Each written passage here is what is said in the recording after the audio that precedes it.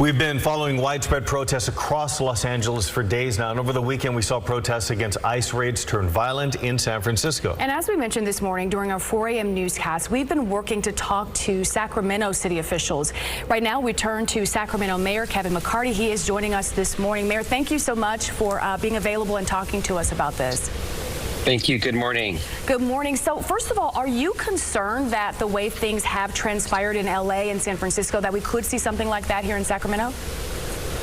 Sure. You know, I'm concerned as far as what's happening in our state. I think this is unnecessary drama as far as what we're seeing from the federal government. And, you know, we understand that we have immigration laws, but first thing is, you know, going and doing it like it's been done, I think makes California, you know, more unsafe. And we're concerned here in Sacramento, and we're just trying to tell people that one, the big picture, that our police department, our local law enforcement, they're not immigration. Immigration acts as themselves.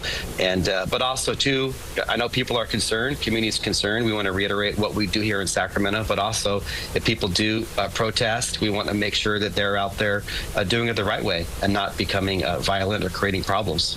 Now, I got to imagine that in lieu of everything that we have seen in Southern California and in the Bay Area, I imagine the city is taking increased measures security-wise to make sure that people can demonstrate peacefully.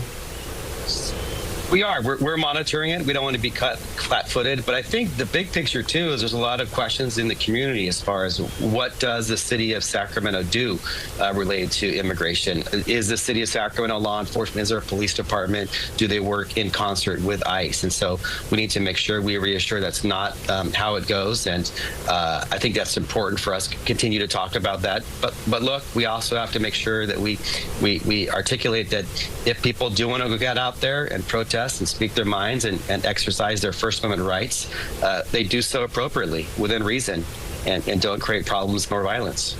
You know, Mayor McCarty, I don't think anyone will forget what we saw on the streets of Sacramento, you know, just a few years ago.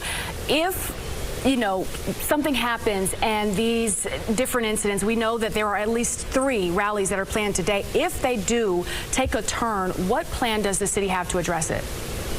You know, we're focusing on the best and preparing for the worst. So, you know, we don't think it's going to come to that.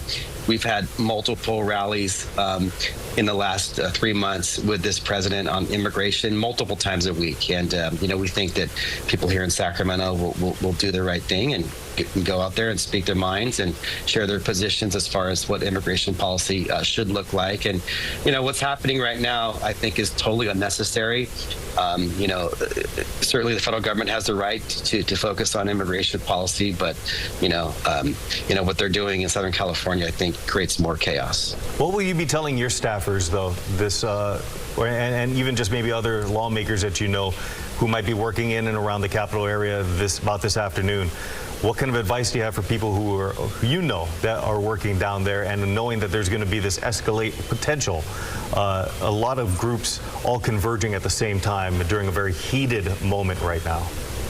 Well, we've had heated moments around the state capitol for years and decades, so nothing is new. Go about your business. You know, certainly our authorities here, you know, have plans in place, but we don't anticipate any problems. All right, Mayor McCarty, we appreciate you joining us this morning.